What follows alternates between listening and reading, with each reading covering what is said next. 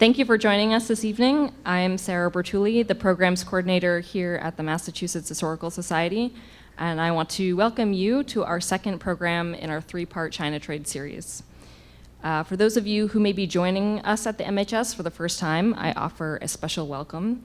The Massachusetts Historical Society is a major research library with an amazing collection that tells diverse stories spanning hundreds of years of American life. Among our holdings, we have the papers of 3 out of the first 6 US presidents, John Adams, John Quincy Adams, and the personal papers of Thomas Jefferson. As those of you who attended the first program in the series now know, the MHS also holds an extensive collection of manuscript material from the early China-America trading period, a small selection of which is on view in our seminar room. This material came to us when the American China Trade Museum in Milton, Massachusetts, converted to the Forbes House Museum in the 1980s, and it is the inspiration for this program series. Tonight we'll be taking a closer look at how Boston emerged as a global economic power following the Revolution, when America was cut off from British trading channels, but subsequently freed to establish its own trading enterprises.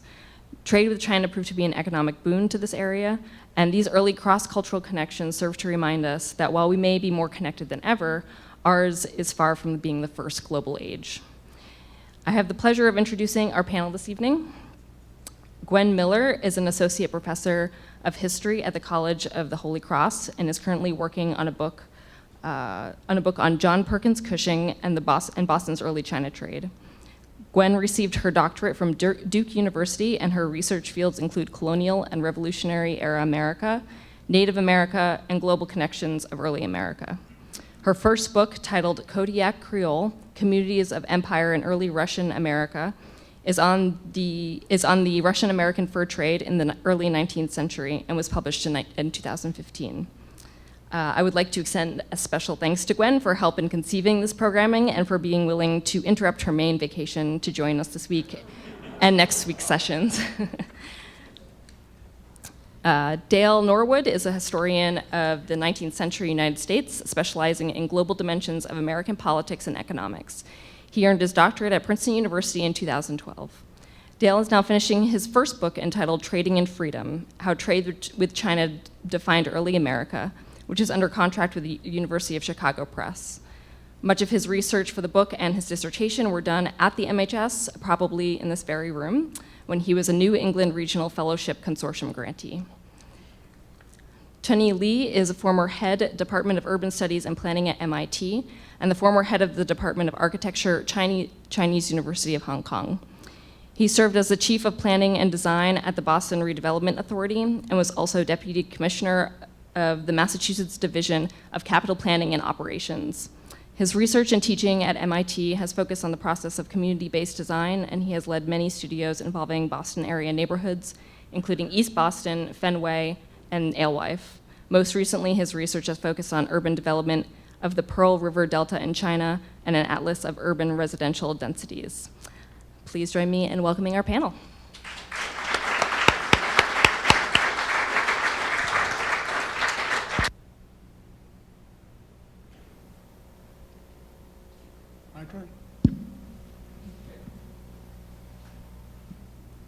Good evening, everybody. Welcome, and I hope you're enjoying the cool day after the last 2 days, which is the usual temperature down in the Pearl River Delta, by the way.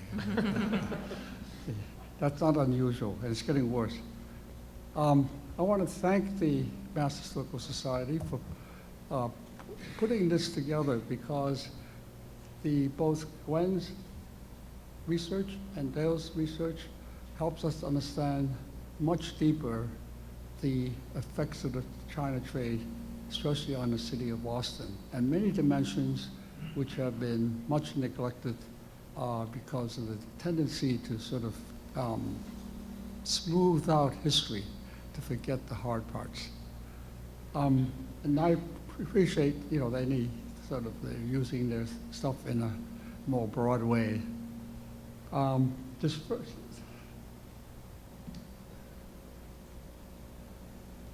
first map shows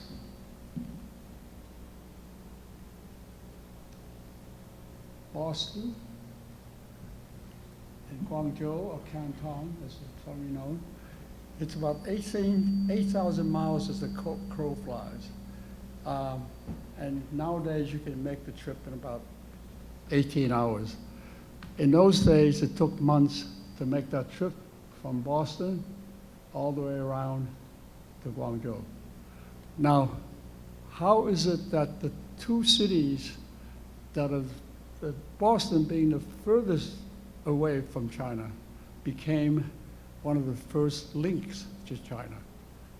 And it was the really enterprise of the Boston traders who had to find ways to trade after independence, especially for tea. Tea was one of the most important commodities, as you remember from the Tea Party.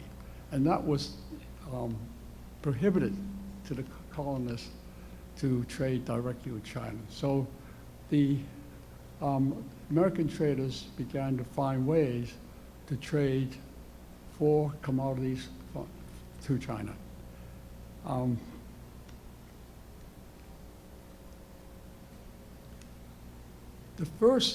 The Chinese didn't really want much from America, and the luxury goods that were in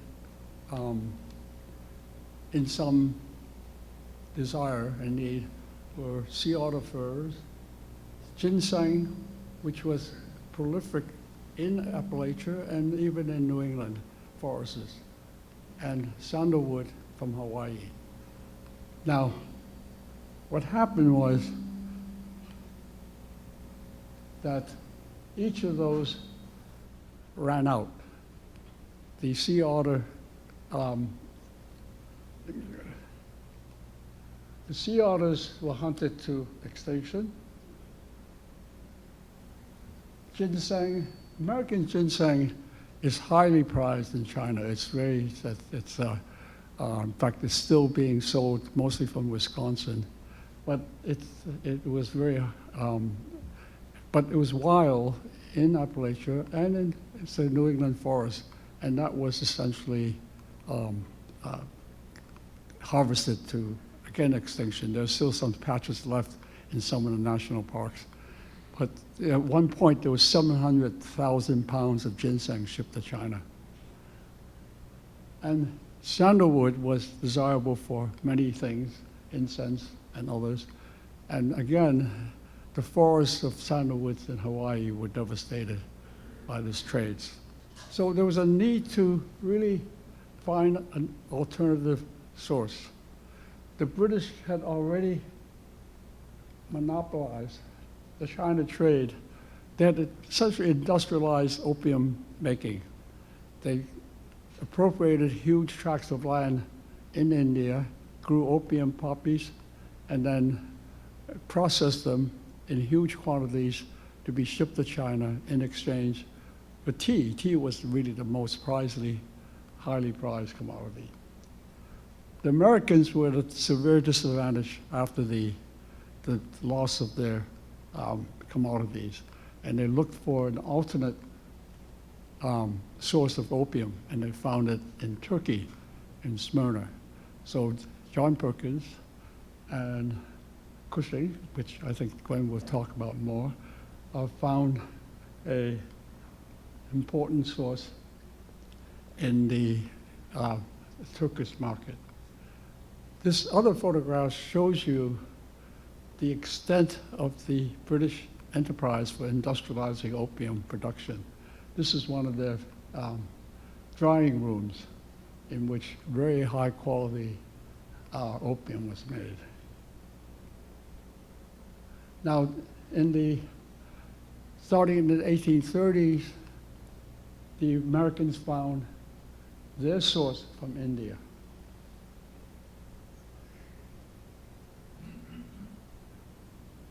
The British had it from the east side, from Patna, and the Americans had it from the east side. So it was much shortened the route for opium.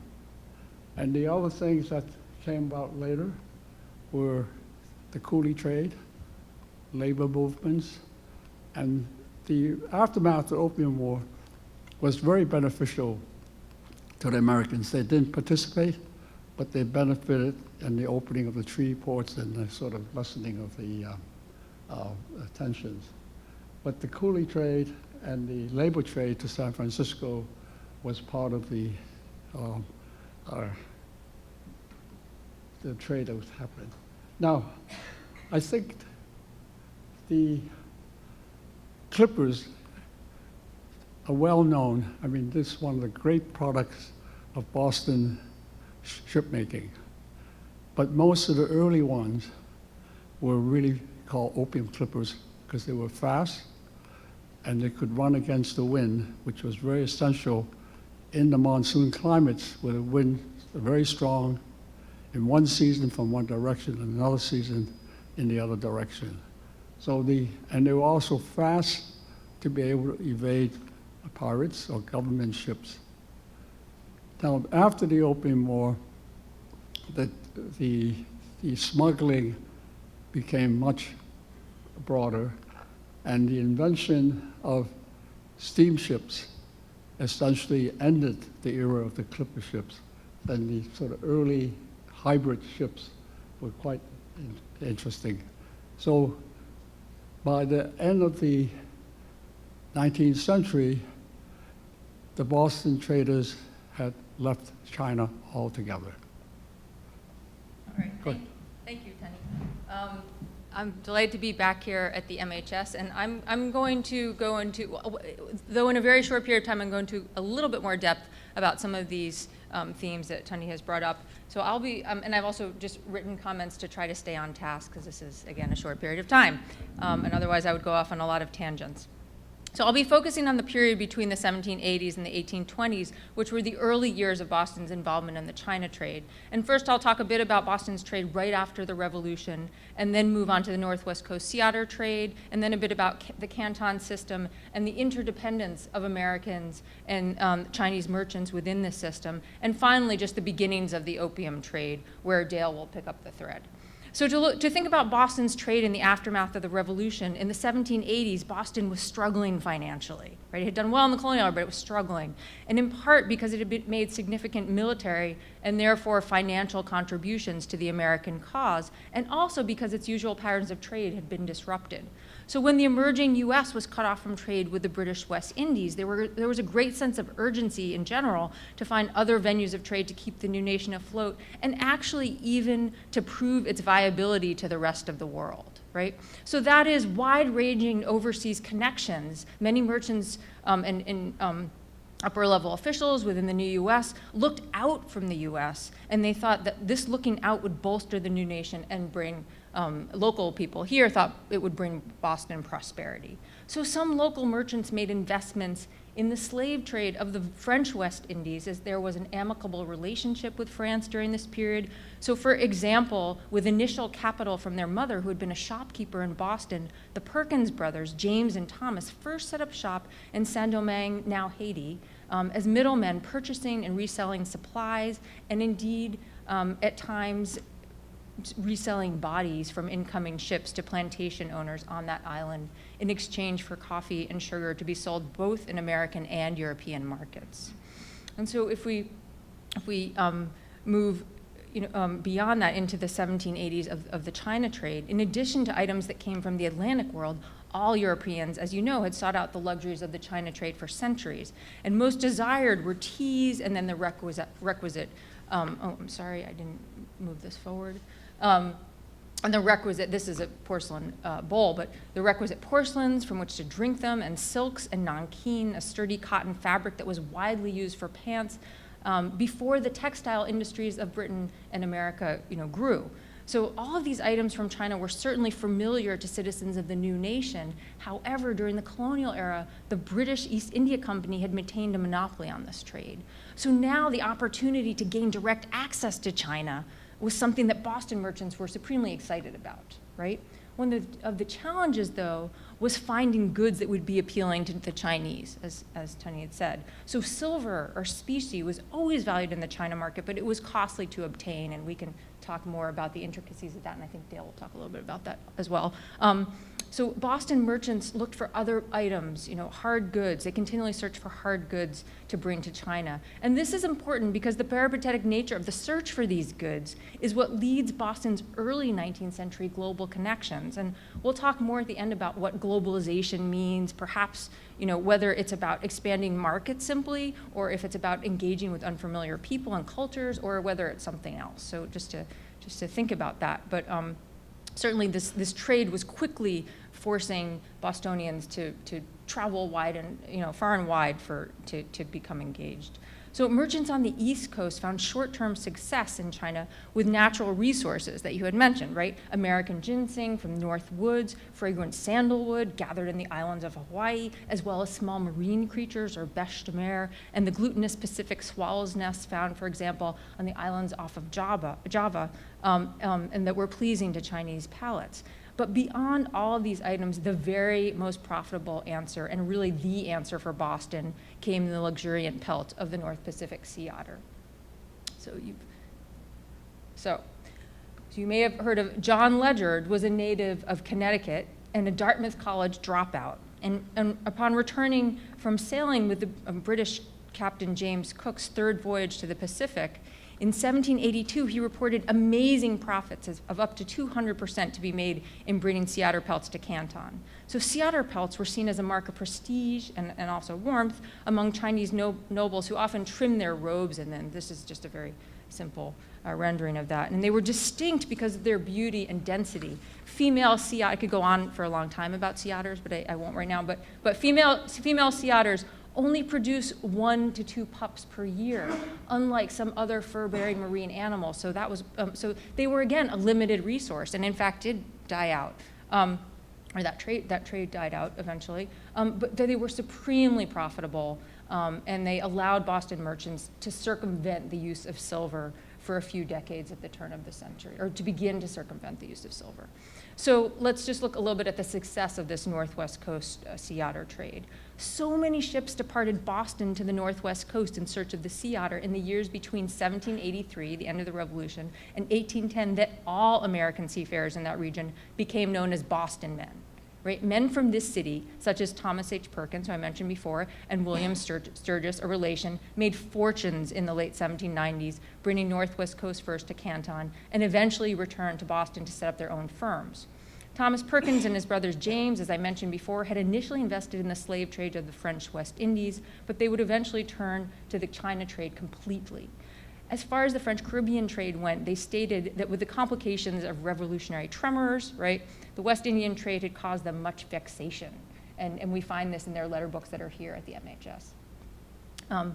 Using that initial capital, though, from the slave trade, the Perkins brothers invested in ships bound for the Northwest Coast, where they exchanged relatively inexpensive goods with indigenous hunters for sea otter furs, that then brought the sea otter furs to Canton, then used those to obtain tea and other luxury items at Canton, and then brought the tea and other items back to Boston for consumption or re-exportation to Europe. So in 1792, these two brothers, James and Thomas Perkins, founded their house in Boston called James and Thomas Perkins & Co. And the brothers had such great success in the Northwest Coast furs, and that in 1803, just about a decade later, they sent an agent to reside in China in order to establish a permanent Canton branch that would be called Perkins & Co. Right, their brother branch in Canton.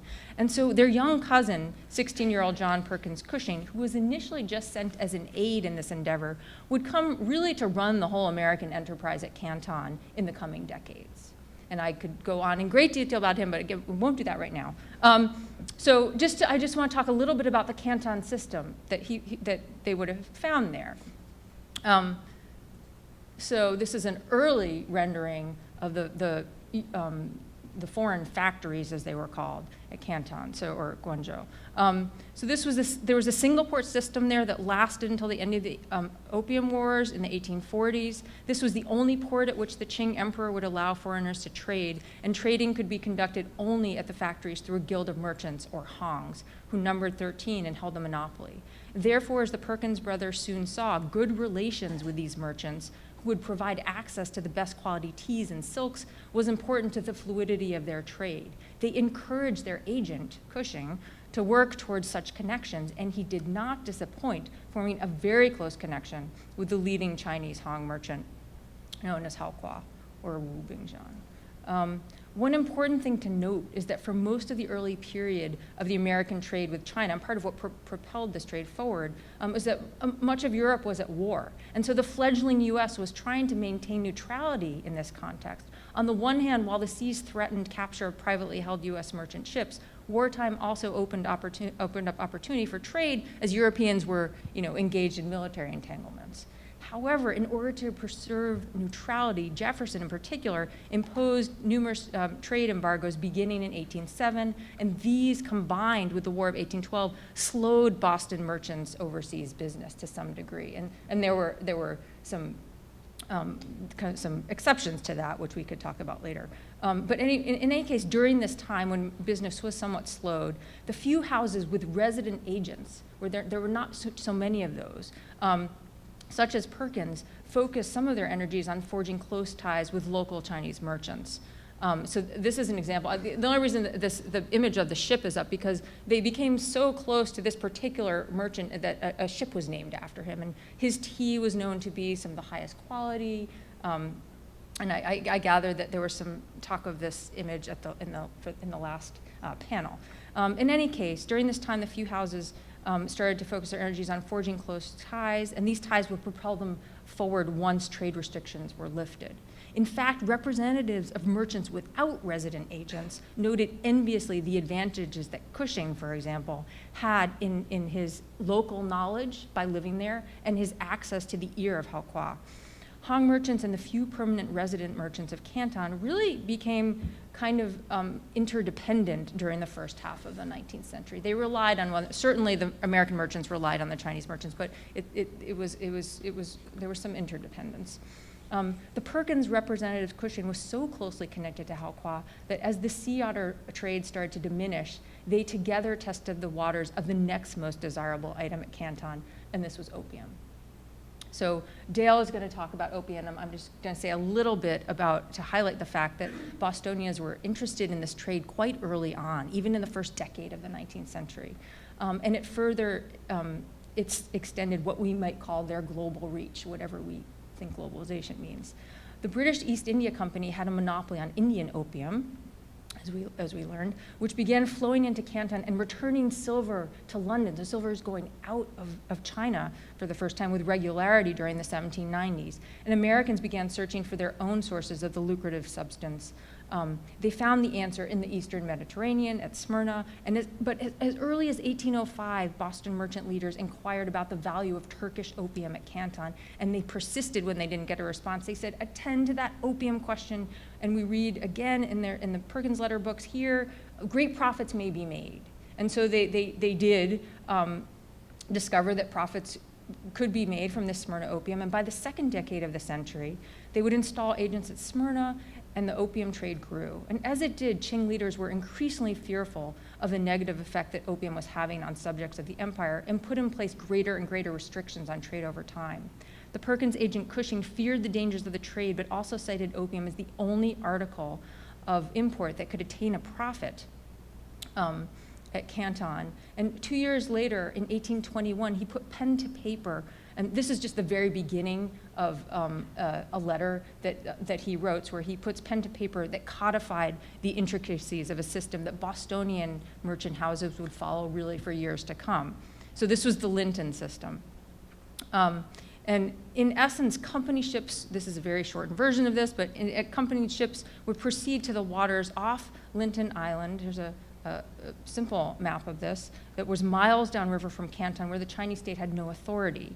After he received word through coded communication, a company agent would then send individual Chinese traders to obtain opium at these anchors off the island. So eventually, Boston Company vessels remained at Linton as floating warehouses, right? And this stance enabled them to hold stocks of the drug and manage its flow into the market depending on the presence of more transient competitors, and thereby control the prices, reaping the best profits. In order for Americans to have access to Canton, though, even with this cash or silver now that they generate from opium sales, they needed to continue to trade in legitimate goods as well in order to gain access to Canton. So rice became an important part of the system because Chinese officials particularly reduced port taxes on this item due to shortages of it in the local countryside. So thus rice now and rice-producing areas such as the Philippines became key to the success of the trade, and Manila became an additional important node of trade, again extending Boston's reach in relation now to opium. And Dael will continue. Yeah. Could I have the clicker? So I'm gonna talk about opium. I'm gonna talk about money. So I want to talk about three legacies of the China trade that Boston played a really important role in.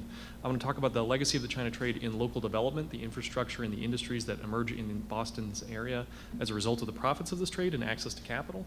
I want to talk about the diplomatic consequences of this trade, what this did to U.S.-Chinese relations, how it set the tone for the next century, the 19th and early 20th century. And I want to talk about how it shaped the immigration law in the United States, which the China trade had a deep connection to setting some of the standards we have now in the way that U.S. Immigration and particularly categories of exclusion of certain kinds of people because of where they're coming from and who they are.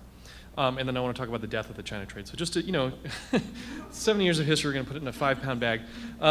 So as you heard from my co-panelists, Boston becomes very early in the 19th century a node in a global trading network, right? And that's partly by design and it's partly by necessity, right? Being locked out of the British Empire has consequences. But one of the things the China trade does is link Boston merchants and Boston capitalists, because that's what they become over the course of this, back up with British banking, back up with British finance, and back up with the British Empire. And they become important partners in that empire, both as opium smugglers, but also in dispersing British capital into the United States. So Boston's a key node for that. And these families are key intermediaries. They're the channels through which this flows. So these Perkins & Co. that you heard about, they're employees who become partners. The Forbes family, they're critical in setting up opium smuggling networks and expanding that smuggling network to encompass a lot of other goods. So the Linton system is a vector for opium, but it's also for Western goods coming into China, cotton textiles and other things like that. It also flows the other way. These merchant families are also critical investors in Boston area manufacturing, banking, and railroad development, infrastructure development, right? So Lowell Mills is financed partly by merchant capital that have been accrued in part through the China trade, but also it attracts investment from British banks. The ways that the knowledge for textile manufacturing, that they're able to gain access to the technologies, stealing them at first, is through in New England, and why it happens in New England first is because they have these pre-existing connections, these pre-existing ties.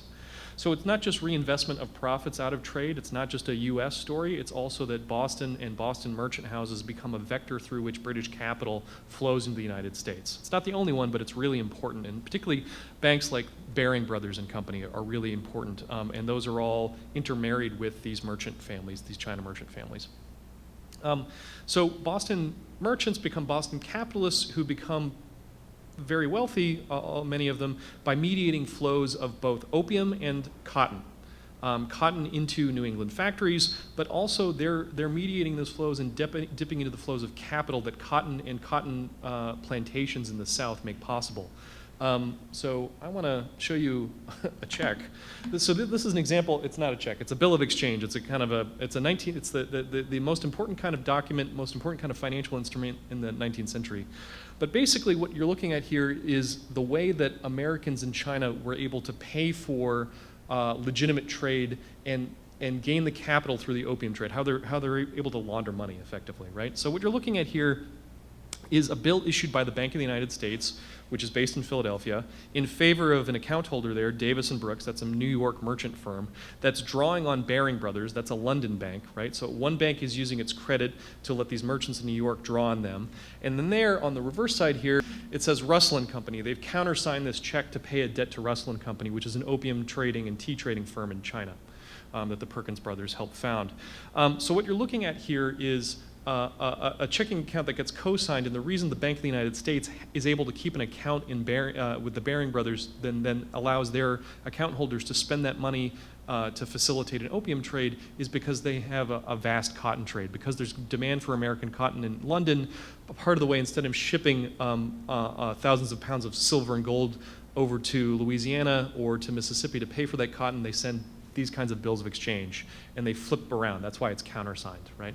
So effectively, Americans drank Chinese tea paid for by Southern cotton through the medium of London bills and and Asian opium. That's a quote from Jacques Downs, who's written a book called Golden Ghetto, which gets into some of these details. So this is, it's financial capitalism as well. It's also these kind of networks of complex finance and confusing signatures that end up in a bad photocopy.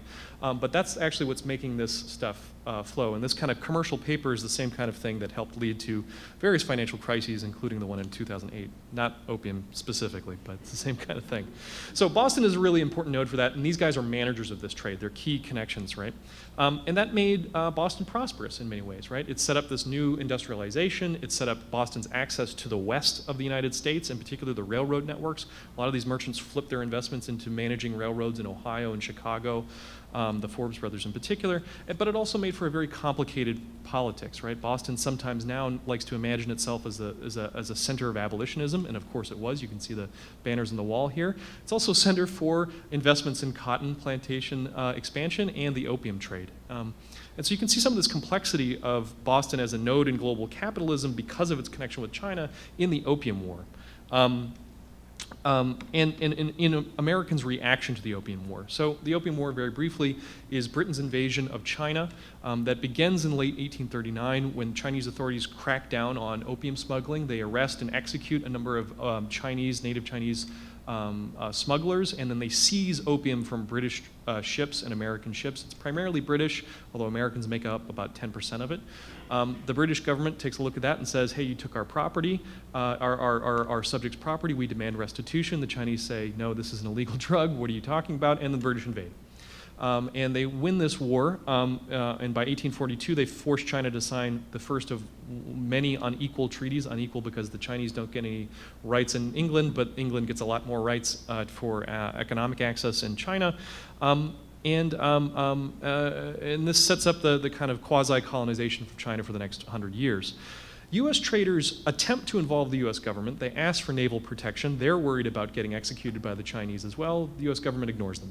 And they ignore them in part because the U.S. public looks at the Opium War and sees another example of what they called Albion's perfidy. They looked at this and they say, hey, the British are doing to China what they did to India, what they did to us.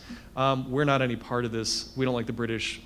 I can make gestures. But that's the general approach to it. Some important Boston politicians, though, had a different perspective. So John Quincy Adams, he's serving as a congressman in the 1830s and 1840s, an ex-president, obviously son of a president himself. In November 1841, he gives a lecture, a fundraiser for the Massachusetts Historical Society. So some of the delights we have now are because of this lecture. He doesn't give it here. This building's not here yet. But he gives a lecture where he argues that, you know what, the Opium War is a great and wonderful thing and we should do more of them. So he argues particularly that it's a general, but I believe altogether mistaken opinion that the quarrel is merely for certain chests of opium imported by British merchants into China. No, he says, this is a mere incident to the dispute, but no more the cause of the war than the throwing overboard of the tea in Boston Harbor was the cause of the American Revolution, right? It's not about the property, it's about the rights. And the rights he specifically thinks that invasion is justified by is that it's China's insupportable pretensions, right? It's the kowtow. This is a gesture of ritual humiliation before the emperor that all supplicants who wanted to have treaties with China would have had to make, that the British and Americans and other Western powers had refused to do. So the fact that the Chinese are insisting that they are the superior civilization, the superior kingdom, or Westerners are interpreting these gestures that way, that makes this war justified. what's interesting about this, and what you saw if some of you looked at the manuscripts were out in the reception room, was that Adam sees this as part and parcel of his other projects about the freedom struggle, right? He writes this lecture. If you read his diary, it's interspersed and, woke up today, wrote about China. In the afternoon, I prepared the defense for the Amistad mutineers, which were slaves who freed themselves and then were arrested by American authorities. It was a case, right? The Amistad. He's also fighting the gag rule in Congress, which is Congress, a slaveholder-imposed rule to never bring up abolition or anti-slavery in the well of the House. So he's fighting these two things at the same time, and he writes this China lecture, and he sees them all of a piece.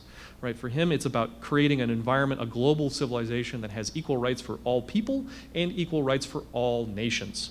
Everyone has to be on equal footing. And what China's doing, he sees as putting people on an unequal footing. This is immensely unpopular. He's never a popular guy. He's always very awkward and very mean to people. Nobody likes John Quincy Adams, not even his family. Historians like him because his handwriting's easy to read. But he's a powerful congressman. And he's able to push through funding for the first American treaty mission to China, which gets off the ground in 1844. It's a different Massachusetts former congressman, Caleb Cushing, who's also a very interesting guy, distant cousin of John Perkins Cushing. Didn't really know him that well, but they were related.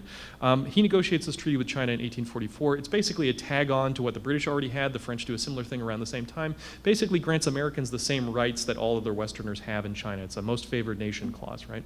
So they get access to all the ports, they get all these extraterritorial rights, they get the ability to smuggle opium, that kind of thing.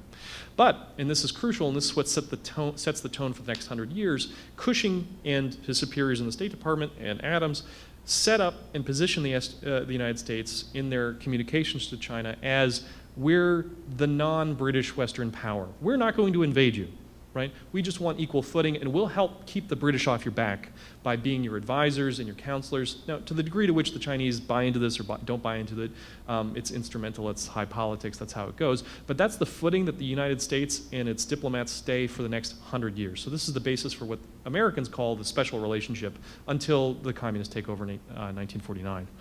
So that's the legacy of this China trade, is it creates this diplomatic posture. So I want to close by talking, the third and penultimate thing I want to talk about is this legacy of the China trade for immigration. So after the Opium War, there's a boom in US-China trade, right? Lots of new firms get involved, lots of new lines of trade get involved. The late 1840s, gold in California is discovered, which brings a wave of migrants. And that coincides with an out-migration from China.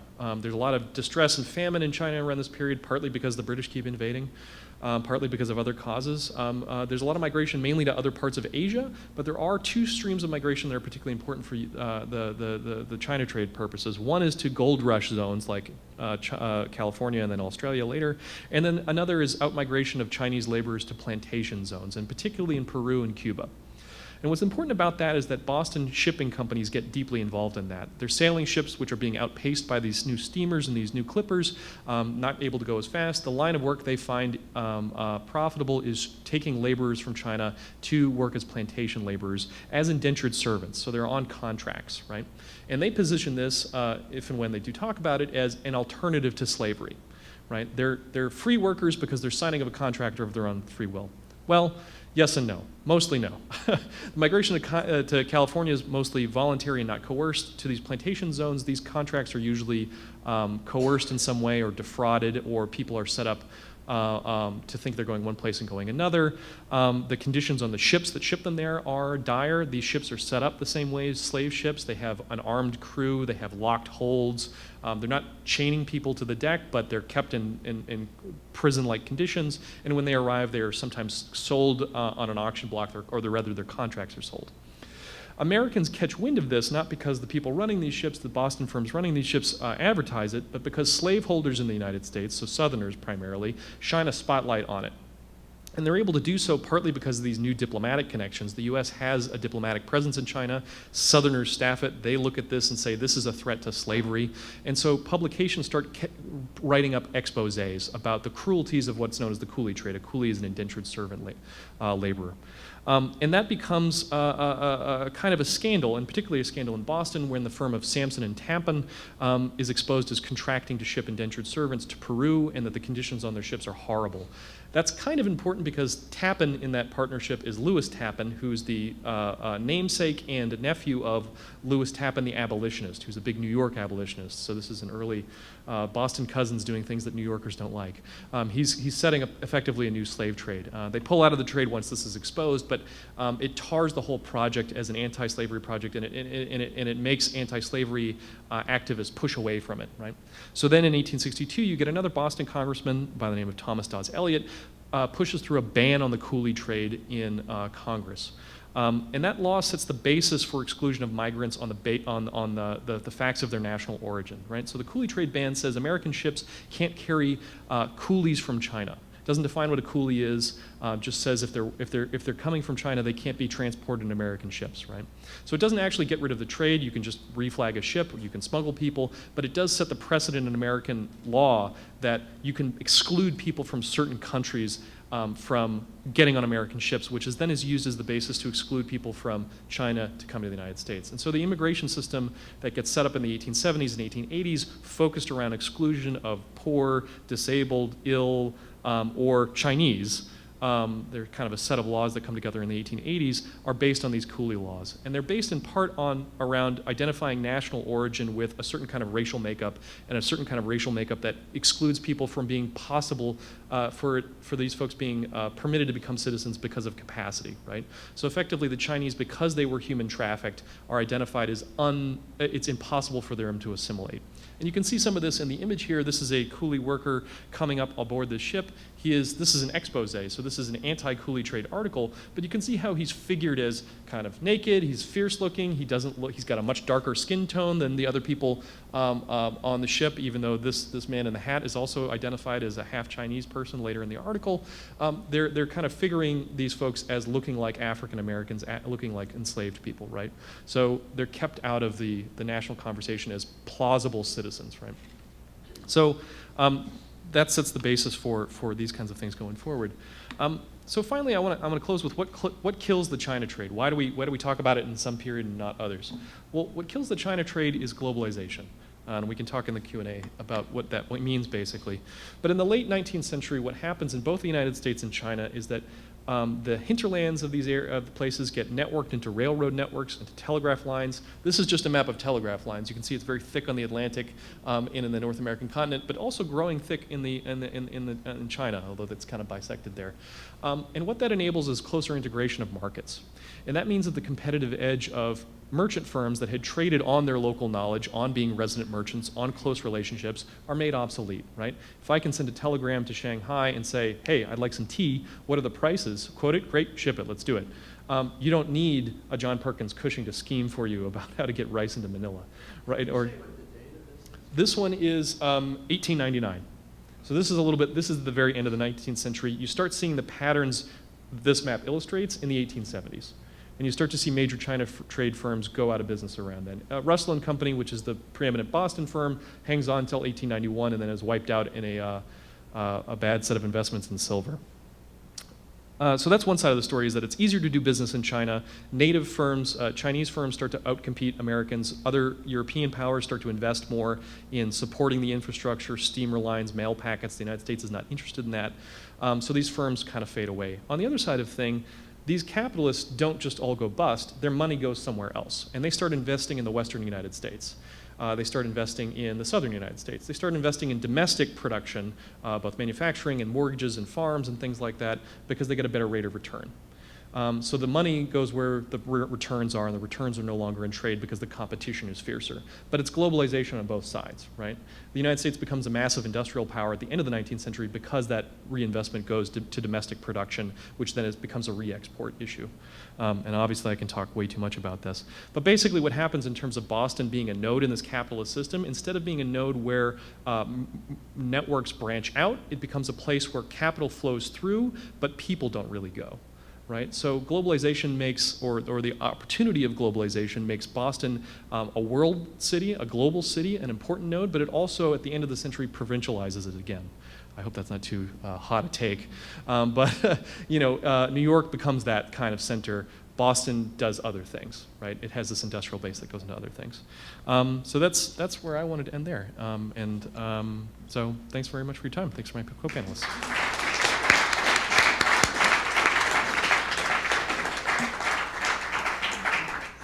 Well, thank you both. Really, it was fun. I got a couple of questions for you. I think it's to Gwenn. How was the opium trade justified by the people who, the good Christians who ran it? It's a good question. In part, one of the things that I know that Robert Bennett Forbes writes is that he says, well, we now in the mid-century, we really respect the British and they're involved in this, and so it's perfectly fine. So that's everybody does it, and that these people are somehow different from us. It's not really affecting our population, so it's fine in that way too. Well, I think also to Dael, it's the same thing, right? You deal with the coolies, or you deal with people. I still don't really understand. I mean, I think I have a terrific quote here from the old clip. When we sold the heathen nations rum and opium and rose, and the missionaries went along to save their sinful souls.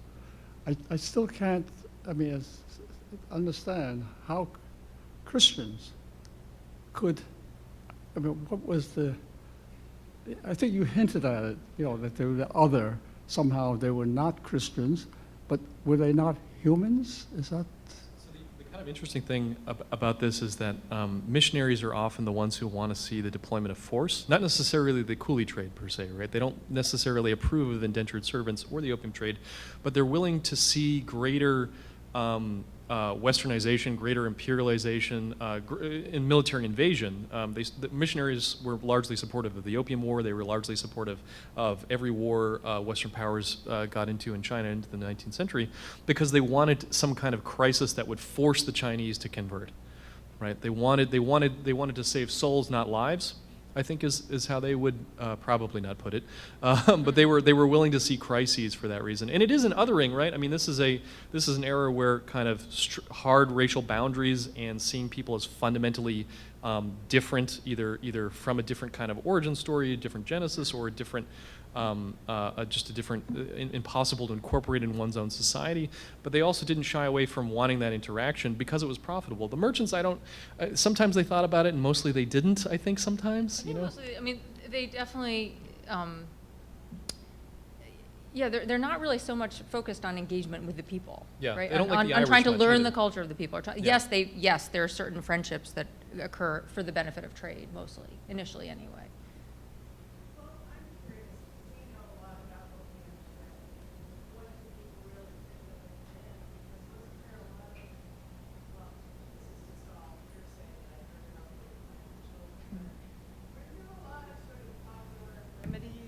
In the United States that had heroin as part of them, and cocaine. I mean, was it Coca-Cola? So Mother's Little Helper was heroin. So what was the view of the American populace about these, and were there already sort of drug laws in this country prohibiting what we were selling abroad? I don't know so much about the drug law. There's no ban on opium until the early 20th century. Yeah, but I do know that women, particularly of the upper echelons of American society, were given laudanum, right, which is derived from opium, at the drop of a hat, right? Anytime they were too anxious or whatever it was, and it was often. Robert Bennett Forbes also wrote.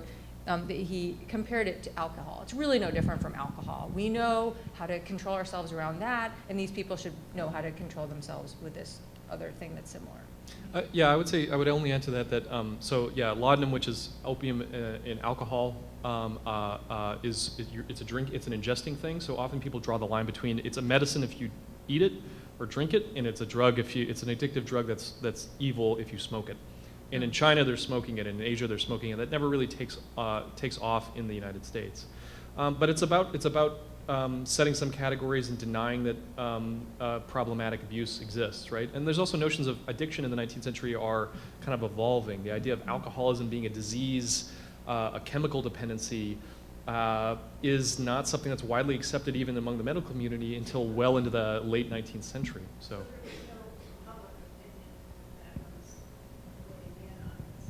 Well, it's interesting. There's moments, so during the Opium War, right, Americans are getting their news about it mainly from British sources, and British sources don't particularly mention that Americans are traders in it. And when American opium traders ask for government help, when anything gets entered in the public record, they conveniently leave out that they're trading opium, or we just stopped. You know, we just stopped yesterday, we won't pick it up again. So insofar as there's opinion against opium use or trading, it's among this hardcore abolitionist set. It's the Garrison group, and nobody thinks they're rational to begin with, right? Mm-hmm. They want to end slavery and they care about opium trading. Yeah, get out of here, guys, right? So it's very extreme opinion, extreme activist groups that care about it at all, if anybody mentions it. I think we should be aware of, I think, the industrialization of opium and opiates. That is, until the British did it, I mean, on a scale that was unheard of.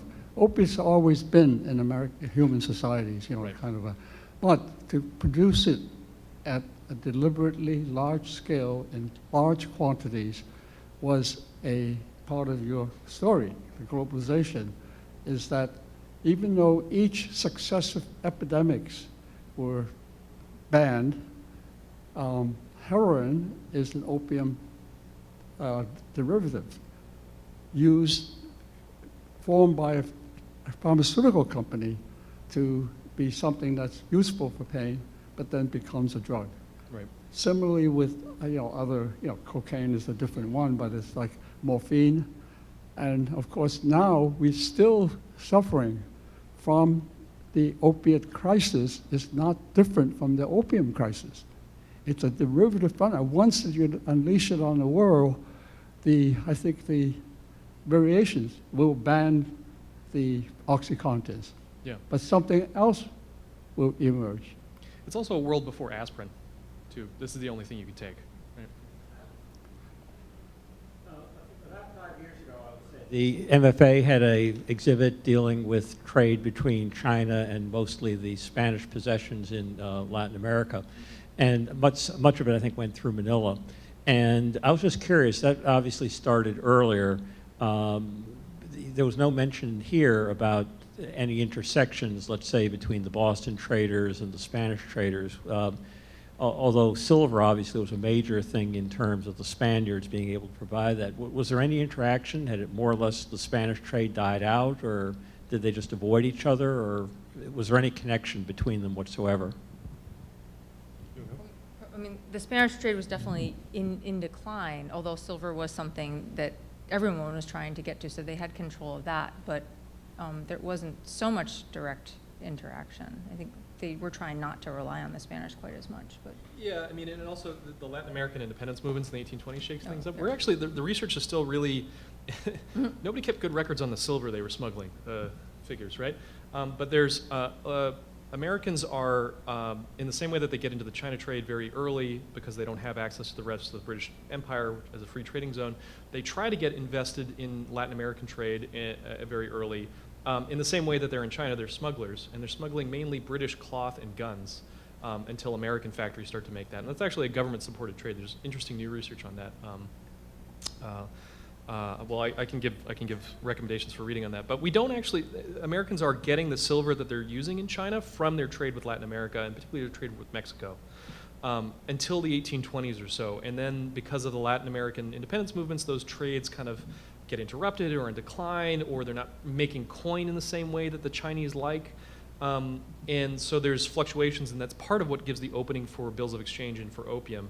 But then later in the century, those silver trades get back set up, right? So silver is still flowing into China at a pretty rapid rate, even into the late 19th century, because they use silver coinage, whereas the Western world used as the gold standard. So it's very confusing, and it goes up and down, but there are those deep connections, but through where the mines are, less than with Spain. But I think it's part of the reason why you see the US and Spain come into conflict over Spanish colonies repeatedly in the 19th century, is in part because of those rival trade networks. The other thing too is just that unlike some other Americans in other port cities, Bostonians are really trying to avoid that direct interaction with silver, using silver, because it's so complicated. So I've been led to believe that the Chinese culture had a strong central identity. What was it that attracted them to opium beyond the trading sphere, to consumption, when it had debilitating effects beyond being a medicine?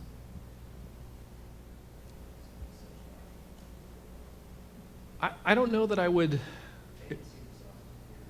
No, they didn't. I mean, it's a huge empire, right? And particularly where Americans are coming in the Pearl River Delta is a very different ethnic makeup, different language than other parts of the Chinese empire. I don't know that there's anything I'm not a Chinese scholar. I'm not a scholar of China. Yeah. I would be wary of saying that there's something in the character, if only because it's such a gigantic and diverse place, and it's also an addictive narcotic. Right? It's one of these things for a lot of people, you try it once, you really want some more. So it's kind of like, why are so many Americans into cocaine, statistically? Like, it's not really a national character, it's about political economy. It's about the access that people gain through networks and that the drug pushers are able to keep pushing. Americans and the British are really able to flood the market and make it cheap, Yeah, I guess so. But this is where the opiate crisis today is really interesting. I mean, the Washington Post, right, had got those DEA maps of where the Sackler family and other production companies were pushing opiates, and those are where the people get addicted. Is where all the pills went, and it's not because people were ordering pills. It's because the pills got sent there and were cheap. So, but yeah, it opens a lot of questions about how does addiction work and why do things boom. And I'm monopolizing, so please. And I think, just to add to that, what's always interesting is that the supply of drug and the cheapness.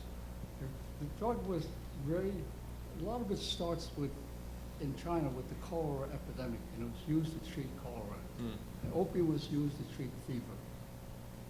And the parallel with OxyContin is startling. I think, why would people? Because it made them feel better. It reduced the pain, but then something else happened. And so a certain amount of population is always liable for addiction, humans. And it's not, you can't blame the victim. I think especially opium, but today, opiates, they're drug pushers. They call some pharmaceutical companies. Well, perhaps it's a variation of the same question, but such a huge quantity opium transported between these two continents and so many people affected. What were the correlative measures that ended this phenomenon, both in China and in the United States? In China, the communists shot all the dealers. Yep. That ended 1949. That ended the opium crisis in China. And they put people in rehab. It's like... Yeah. And the opium trade ends a little bit before that, but that's because China starts to become a major grower and production center of opium. But yeah, it's you kill everyone who's selling it, and then it doesn't get sold anymore. And the opiate crisis is not over here by any stretch.